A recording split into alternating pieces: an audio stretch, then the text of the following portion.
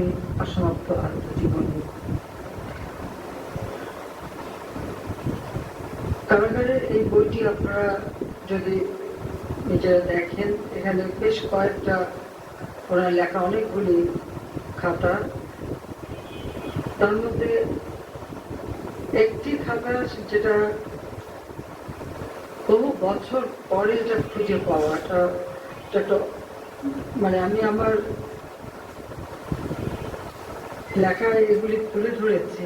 তারপর আমি আপনাদের একটু দেখাতে চাই যে আপনারা দেখতে পারেন এই খাতাটা প্রথম এই যে পাতাটা রয়েছে এখানে দেখবেন একটা পুরনো, সম্পূর্ণ পুরনো একটা খাতার মলা, আর এই মলাটির উপরে একটা কথা লেখা আছে।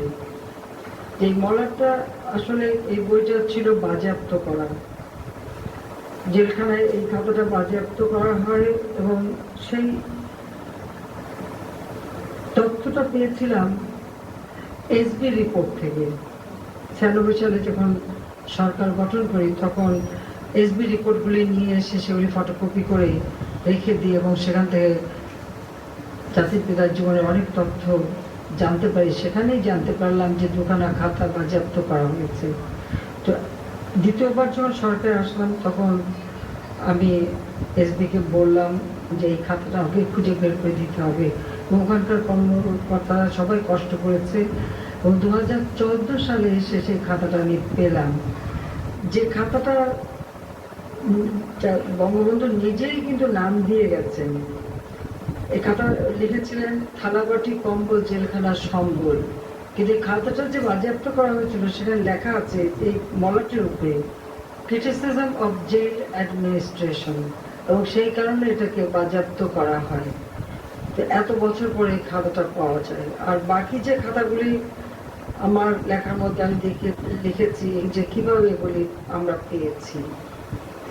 আমার মায়ের কথা বারবার মনে পড়ে, কারণ আমার মা সবসময় যখন এই বাবা গ্রেপ্তার হতেন তিনি লেখার জন্য খাতা দিতেন এবং পড়ার যে বইগুলি দিতেন সেগুলো আবার তিনি সবসময় সংগ্রহ করতেন এবং সংরক্ষিত করতেন এবং বারবার উৎসাহ দিতেন লেখার জন্য। আর এই খাতাগুলি অত্যন্ত সযত্নে রেখে দিতেন। কাজে কিন্তু সেই খাতাগুলি ফিরে পাওয়ার এটা একটা অদ্ভুত ব্যাপার ছিল, কারণ 71 সালে খাতাগুলি উদ্ধার করি। কারণ 71 সালে ওই বাড়ি সম্পূর্ণভাবে পাকিস্তানি হানাদার বাহিনীর দখলে ছিল এবং কিভাবে উদ্ধার করেছে আমার ভূমিকা আমি তা লিখে দিয়েছি, পুনরাবৃত্তি করতে চাই না। আবার 75 সালে, কারণ 75 সালে বাবা মা ভাই বোন সবই হারিয়েছে। ওই বাড়িতে এমন একজন কেউ ছিল না যে কেউ কিছু বলতে পারে। আর আমরা জীবন ছিলাম বিদেশে। দীর্ঘ 6 বছর পর ফিরে আসি। প্রথমে তো আমাকে ওই বাড়িতে ঢুকতেই দেওয়া হয়নি। তারপর যখন আমি যেতে পারি তখন অন্য কোনো কিছু না। প্রথম আসলে আমি জ্ঞান হারিয়ে ফেলেছিলাম। এরপর যখন আমরা একটু বসলাম আমার শুধু মনে হচ্ছিল মায়ের হাতে রাখা ওই খাতাগুলি কিভাবে উদ্ধার করা যায়। এবং আমি কিন্তু ওই বাড়ি থেকে ওই সময় শুধু ওই খাতা কটাই নিয়ে এসেছিলাম, আর কিছুই নেবার মতো ছিল না, মনও ছিল না, কারণ চারিদিকে রক্তের ছোপ ছোপ সেই অবস্থার বইটি আমাকে দেখতে হয়েছে ধুলা বালি মাকড়সা জালের মতো দিয়ে। তখন এই খাতাগুলি নিয়ে আসি। এখানে আরেকটি খাতা আপনার দেখবেন 1968 সালে, ওটা হচ্ছে ওনার শেষ লেখা। ঢাকা কেন্দ্রীয় কারাগার থেকে 18 জানুয়ারি তাকে গ্রেপ্তার করে নিয়েছে ঢাকা ক্যান্টনমেন্টে পাকিস্তানি হানাদার বাহিনী এবং এরপরে আগরতলা মামলা হয়। 5 মাস পরে তিনি খাতাটা পান, কারণ মামলা শুরু হওয়ার পরে খাতা জাতির হাতে দেওয়া হয়েছিল। তো সেখানে খুব অল্পই লেখা আছে, কিন্তু ওই খাতাটা নিয়েই মানে আমার একটা স্মৃতি রয়ে গেছে। সেটুকুই শুধু আপনাদের কাছে আমি আজকে বলতে চাই।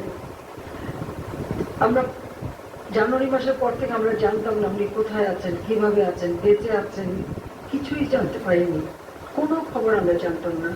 কিন্তু ঢাকা কেন্দ্রীয় কারাগারে ওনাকে ডেকে কেন্দ্রীয় কারাগার থেকে নিয়ে ক্যান্টনমেন্টে বন্দি করে রাখা হয়েছিল। যখন মামলা শুরু হলো সেই কোর্ট, সেটা হচ্ছিল ক্যান্টনমেন্টের ভিতরে, তখনই প্রথম তার সঙ্গে দেখা হলো।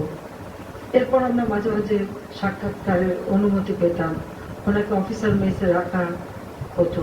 সেই জায়গাটা এখন একটা মিউজিয়ামের মতো করে রাখা হয়েছে। আমাদের সেনাবাহিনী এটাকে মিউজিয়াম হিসেবে রেখেছে, অনেকে ইচ্ছে করে যেতে পারেন। তো ওখানে একটা খাটের উপর আর মাত্র দুটো চেয়ার ছিল। আমি যখন যেতাম তা আমি খাটে বসে হঠাৎ দেখি বালিশের নিচে একটা খাতা। তো আমার কি মনে হলো, আমি আস্তে খাতাটা বের করে পড়তে শুরু করলাম। আমি যখন পড়তে শুরু করলাম তখন আপনার মা পাশাপাশি চেয়ারে বসলেন। আপনার জিনিসটা লক্ষ্য করলেন,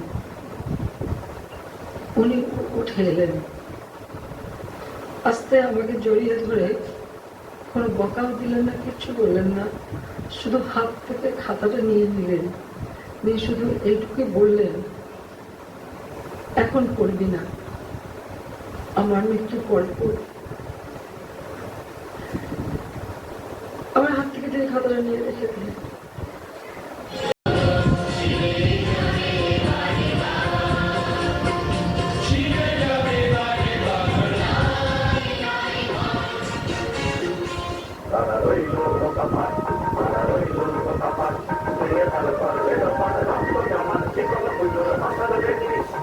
জেলে যারা যায় না, জেল যারা খাটে নাই, তারা জানে না জেল কি জিনিস।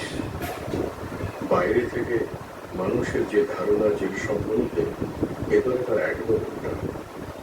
জনসাধারণ মনে করে চারদিকে দেওয়াল দিয়ে ঘেরা, ভেতরে সমস্ত কয়েদি একসাথে থাকে, তাহা নয়। জেলের ভেতর অনেক ছোট ছোট জেল আছে, কারাগার যার একটা আলাদা দুনিয়া।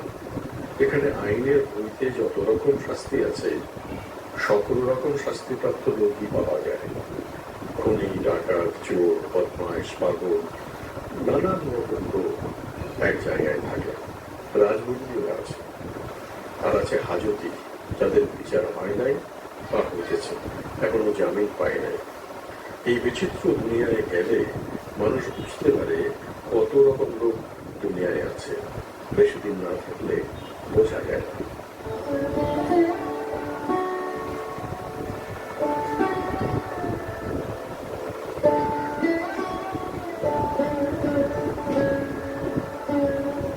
আমি 5 বার জেলে যেতে বাধ্য হয়েছি।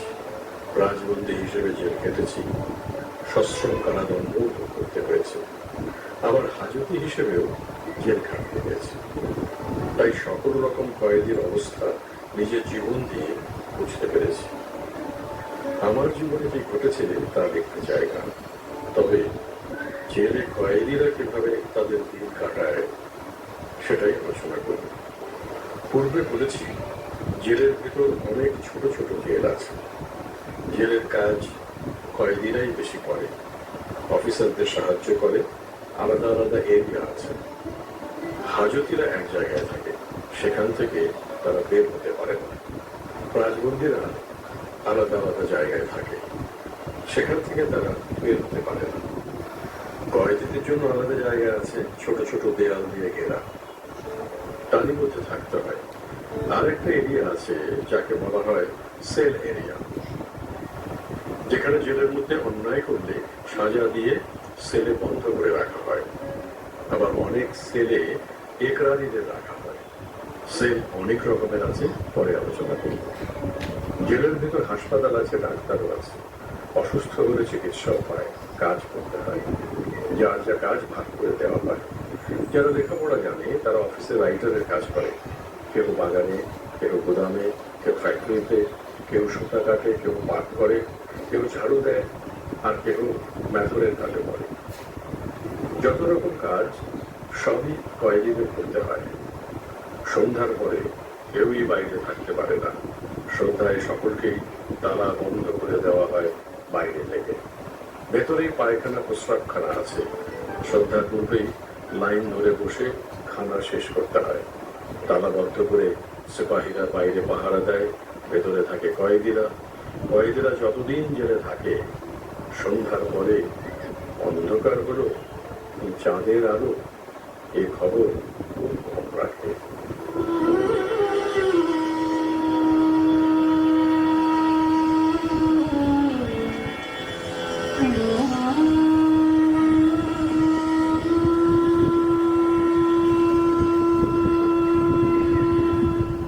দর্শক, আমাদের আজকের পর্বে হিসেবে পেয়েছি এমন একজন মানুষকে, বঙ্গবন্ধুর বন্দি জীবনের দিনলিপিকে গ্রন্থাকারে আমাদের সামনে উপস্থাপনের যে যাত্রা, সেই যাত্রায় ওতপ্রোত থেকে তিনি জড়িত ছিলেন। শামসুজ্জামান খান বাংলা একাডেমি প্রকাশ করেছে বই। চলুন তার সাথে কথা বলি কারাগারে রোজগার চালিয়ে। যে ইতিহাস ঘাতকরা মাটিতে মিশিয়ে দিতে চেয়েছিল, আবার তাকে পুনরুদ্ধার করবার যে যাত্রা এই বইকে ঘিরে এবং বঙ্গবন্ধুর আরেকটি বইকে ঘিরে অসমাপ্ত আত্মজীবন, সেই যাত্রার কথা জানতে চাই, প্রেক্ষাপটের কথা জানতে চাই। এই বইয়ের প্রেক্ষাপট বলতে গেলে প্রথমে কোথায় বঙ্গমাতা ফজলুন্নেসা মুজিবের কথা বলতে হয়। বঙ্গবন্ধু যখন জেলে তখন তিনি কিন্তু বঙ্গবন্ধুকে বলেছিলেন তার আত্মজীবনী লেখার জন্য। বঙ্গবন্ধু বলেছিলেন, আমি তো লিখতে জানি না। এটি হয়তো তিনি নিজের যে অসাধারণ শক্তি আছে লেখার, সেটা হয়তো উপলব্ধি করেছিলেন, কিন্তু নিজে এই ব্যাপারে সোচ্চার কণ্ঠে করতে চাননি। কিন্তু বারবার যখন আমাদের বঙ্গমাতা তাকে তার জীবনের কাহিনী লেখার জন্য অনুরোধ করলেন, তখন তিনি সম্মত হলেন। এবং এই ঘটনাটি আমাদের ইতিহাসের জন্য যে কত গুরুত্বপূর্ণ সেটি বলে দেয় আমরা যখন বঙ্গবন্ধুর অসমাপ্ত আত্মজীবনী এবং এখন কারাগার রোজনামটা করি। তো বঙ্গবন্ধু জেলে খাতা পেয়েছিলেন, সেটি তার স্ত্রী তাকে দিয়েছিলেন এবং তিনি এই বিষয়গুলোকে যে লিখে রেখেছেন সেগুলো খুব বেশি রূপে জানতেন। এমনকি তার সন্তানরাও যে খুব একটা জানতেন তা নয়, তার কারণ তাদের বয়স তখন কম ছিল। আমাদের বঙ্গমাতা ফজলুন্নেসা মুজিব তিনি বঙ্গবন্ধুকে উদ্বুদ্ধ করেছেন এবং বঙ্গবন্ধু এই বই লিখে গেছেন। যতদূর মাননীয় প্রধানমন্ত্রীর কাছে শুনেছি যে তারা দুই বোন এই পাণ্ডুলিপি নিয়ে বুকে চেপে ধরে অঝরে কেঁদেছেন। বঙ্গবন্ধু নেই, মা নেই, ভাইয়েরা নেই, ভাতৃপুত্ররা নেই, কিন্তু অসাধারণ স্মৃতি রয়ে গেছে।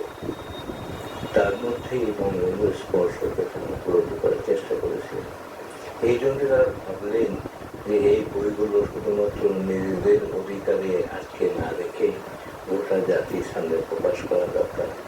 মাননীয় প্রধানমন্ত্রী উদ্যোগ গ্রহণ করলেন। প্রথমে দুই বোন এবং বেবি মজুদ, আমাদের সেই বোনটি আর এখন আমাদের মধ্যে নেই, মারা গেছে। এই তিনজনই এই পাণ্ডুলিপি ঝাড়ামোছা করা, বাছাই করা, পড়ে দেখা, ধীরে ধীরে তার পাঠোদ্ধার করা, এই কাজগুলো শুরু করেছিলেন। এটি 2000 সালে বা তারও সামান্য কিছু আগে হতে পারে। তারা প্রাথমিক পর্যায়ে অনেকদিন ধরে গুছিয়ে এই কাজ করছিলেন এবং একটা পর্যায়ে তারা ভাবলেন যে এটি করার জন্য আরো একটু বৃহত্তর উদ্যোগ বোঝা দরকার। সেই জন্য তারা ভাবলেন যে একজন ঐতিহাসিককে এখানে অন্তর্ভুক্ত করা দরকার, কারণ বঙ্গবন্ধু ইতিহাসের লোক, বিষয়সব ইতিহাসের। এই লক্ষ্যে অধ্যাপক সালাউদ্দিন আহমদ মরহুম মারা গেছেন, বিখ্যাত ঐতিহাসিক আমাদের, তাকে উপদেষ্টা হিসেবে তারা অনুরোধ করলেন এবং তিনি রাজি হলেন। এবং শুধু ঐতিহাসিক